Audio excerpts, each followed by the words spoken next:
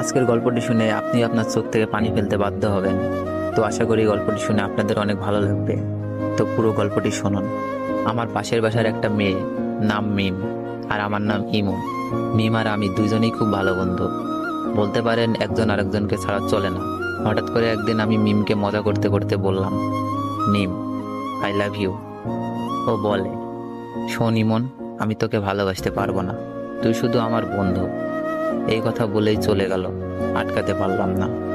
এভাবেই দিন যেতে লাগলো, কিন্তু মিম তো আমাকে ভালোবাসে না। কি যে করি।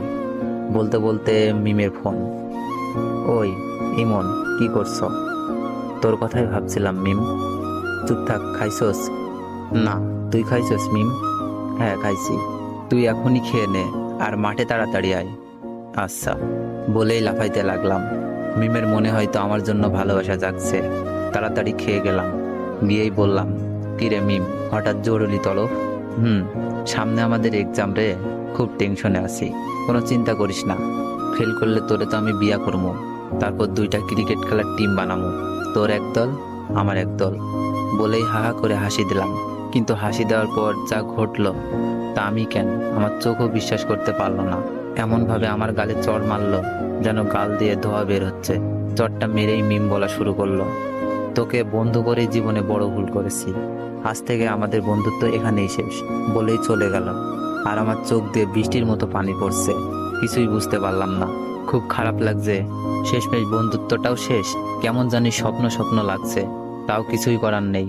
অশ্রু ভরা চোখ আর বুক ভরা কষ্ট নিয়ে বাসায় আসলাম। এসে শুয়ে পড়লাম।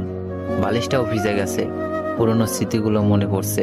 প্রতিদিন ওকে ফোন দিয়ে ঘুম পাড়ানো, ঘুম থেকে জাগাতাম। দিনে কমপক্ষে 100 বার ফোন আর মেসেজ তো আছেই। সব স্মৃতিগুলো মনে পড়ছে। আমাদের বন্ধুত্ব শেষ হলেও আমি ঠিক আগের মতোই ফোন দিতাম, মেসেজ দিতাম। মিম খুব বিরক্ত ফিল করতো, তারপরও কথা বলতে চাইতাম। হঠাৎ একদিন দেখলাম মিম পার্কে বসে এক ছেলের সাথে হেসে হেসে কথা বলছে, যেন কলিজাটা ছিঁড়ে যাচ্ছে। তাই বাসায় এসে পড়লাম। বুকটা ব্যথা করছে, তাই ভাবলাম মিমকে একটা ফোন দিই। অনেকবার কল হওয়ার পর রিসিভ করলো। মিম, বুকে ব্যথা করতেছে। মিম বলল, ব্যথা করা ভালো, এখন আমাকে ডিস্টার্ব করবি না, পরশু আমার এক্সাম। আমি বললাম, আচ্ছা, নাপা খেলে ব্যথা যাবে? হ্যাঁ যাবে, এখন আর ফোন দিস না প্লিজ, কিছুই পড়া হয়নি। আমি বললাম, কয়টা খাবো? তোর যতটা খেতে মন চাই খা, প্লিজ ইমন, আর না। আমি এবার বললাম, লাস্ট একবার, ভালোবাসিস? মিম এবার বলল, ইমন, এইসব কথার কোনো মানেই হয় না, আমরা জাস্ট ফ্রেন্ড। তোর অনুরোধে কিন্তু দ্বিতীয়বার ফ্রেন্ড হয়েছি, তাই যা বলোস ভালো করে বুঝে বলিস। থ্যাঙ্কস মিম, রাখি। ওকে রাখ, আর ভবিষ্যতে এ যেন এমন কথা আর শুনি না। ওকে। ফোনটা কেটে দিলাম। একসময় মিম মেয়েটা সারাক্ষণ আমার খবর নিত, এখন আর নেয় না। আর জিজ্ঞেস করে না কাউকে পছন্দ করিস কিনা, আর আগের মতো কি করতে হবে বলে না।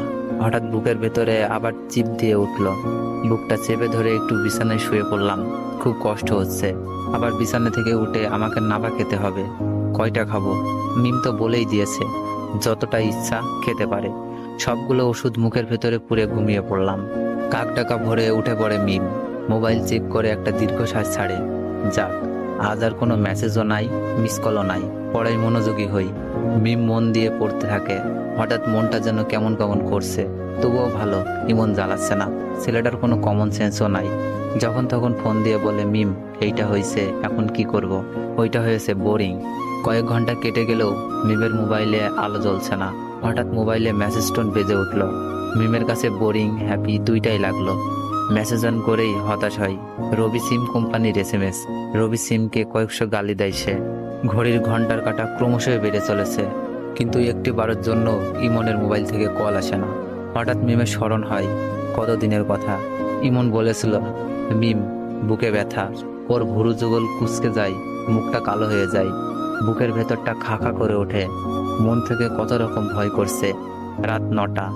মিম একদম পড়তে পারছে না। বারবার ইমনের কথা মনে পড়ছে। ইমনের মেসেজ তো তার বোরিং লাগতো, কিন্তু সে কেন এখন ইমনের মেসেজ খুঁজতেছে?